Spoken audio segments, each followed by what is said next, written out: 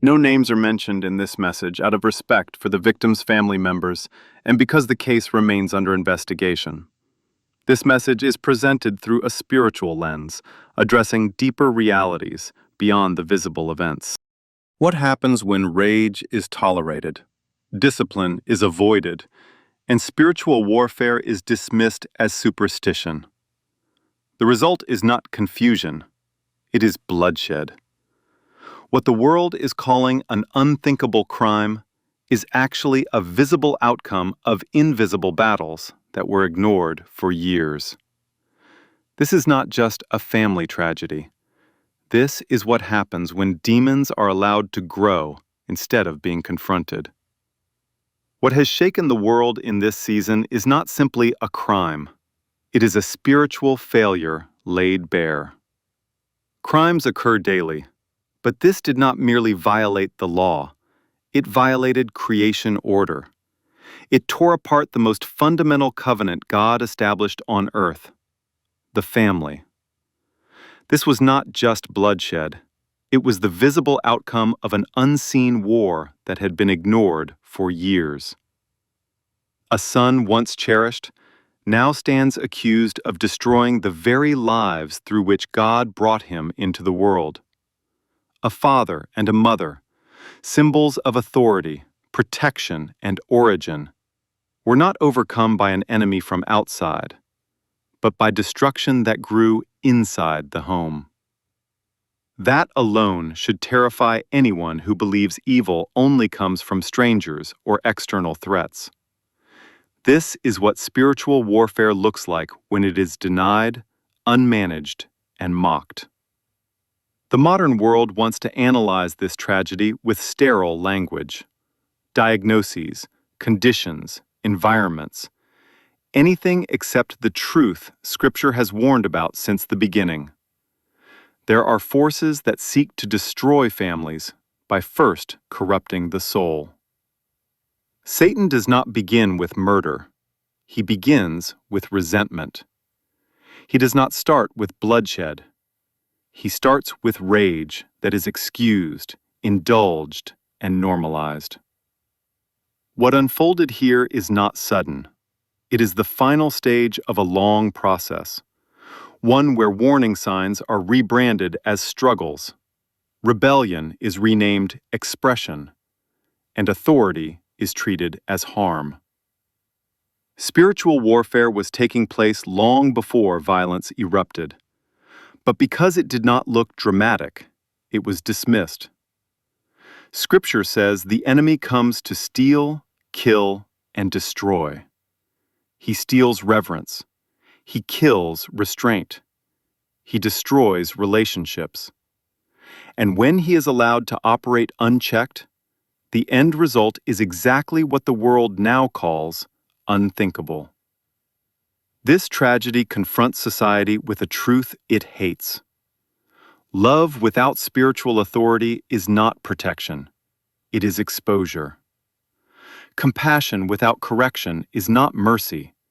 It is permission.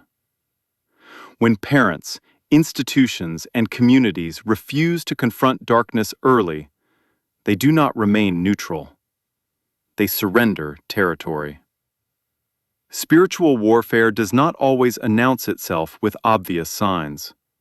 Sometimes it hides behind intelligence, education, resources, and good intentions. Sometimes it grows in homes that appear successful, progressive, and loving on the outside. That is why Scripture warns believers to be sober and vigilant. Not paranoid, vigilant. Siblings now grieve not only their parents, but the collapse of a brother's soul. A community mourns not just lives lost, but the horrifying realization that evil does not need chaos to grow. It needs silence. Friends replay conversations. Families revisit memories. And the haunting question remains, when did this begin? The answer is rarely all at once. It begins when anger is tolerated instead of confronted, when authority is weakened instead of exercised, when prayer is replaced with explanations, when spiritual discernment is replaced with denial, when casting out darkness is considered primitive and letting it stay is considered compassionate. The Bible makes it clear, we do not wrestle against flesh and blood. That means the real enemy is not the parents, not the child, not even the act itself, but the spiritual forces that exploit human weakness and flourish where truth is withheld. This tragedy is a warning, not a spectacle. A warning that when families abandon spiritual vigilance, darkness does not need permission, it takes advantage. A warning that rage unchallenged becomes rage unleashed. A warning that demons do not need belief to operate, they only need access. And access is granted wherever sin is minimized, authority is feared, and spiritual warfare is dismissed as outdated. What the world is witnessing is not just grief, it is consequence. Not punishment, but outcome. When spiritual battles are ignored, they do not stop being fought. They are simply fought without defense. This is why Scripture commands parents to train, correct, and guard. This is why the church is called to discern spirits, not dismiss them. This is why prayer is not optional, authority is not cruelty, and truth is not negotiable. Because when darkness is allowed to grow quietly, it does not stay quiet forever. Thank you so much for joining us today. If this message spoke to you, don't forget to give it a thumbs up. Make sure to subscribe to the channel for more inspiring teachings, and hit the notification bell so you never miss a new post. Drop a comment below to let us know what you think, and share this video with your family and friends. Remain blessed, and we'll see you next time.